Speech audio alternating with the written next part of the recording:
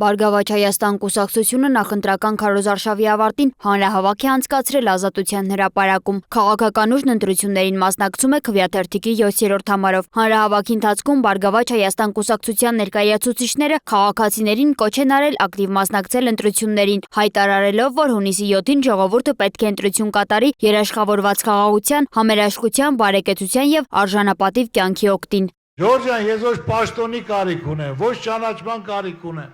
ոչ հարստանալու կարիք ունեմ, Աստծո կամոք, Աստված ամեն ինչ տվել է,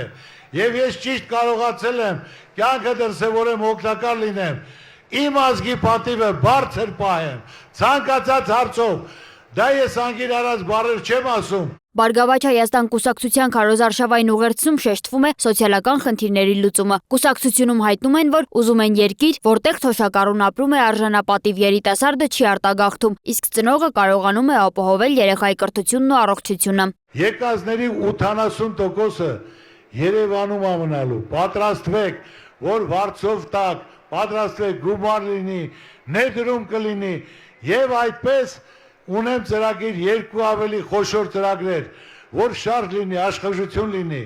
ժողովրդի դեմքին ժպիտ լինի։ Հանրահավաքը շարունակվել է համերգային ծրագրով։ Իրազեկ քաղաքացիների միավորման աերոնկարահանման հաշվարկով ժամը 20-ի դրությամբ հրապարակում եւ հարակից տարածքում եղել է 5960 մարդ առանց ծառերի տակ գտնվողների հաշվարկի։ Իդեպ այսօր հայտնի դարձավ, որ Բարգավաճ Հայաստան կուսակցության շուրջ իրավական գործընթացներ են սկսվել։ Գլխավոր դատախազությունը կենտրոնական ընտրական հանձնաժողովին միջնորդել է համաձայնություն տալ Բարգավաճ Հայաստան կուսակցության ընտրական ցուցակում ընդգրկված Գարուշ Մարզեցյանի, Էդգար Բոջուկյանի եւ Նաիրա Հարությունյանի նկատմամբ քրեական հետապնդում սկսելու եւ նրանց ազատությունից զրկելու վերաբերյալ։ Դատախազությունից հայտում են, որ կենտրոնական ընտրական հանձնաժողովը բավարարել է միջնորդությունը։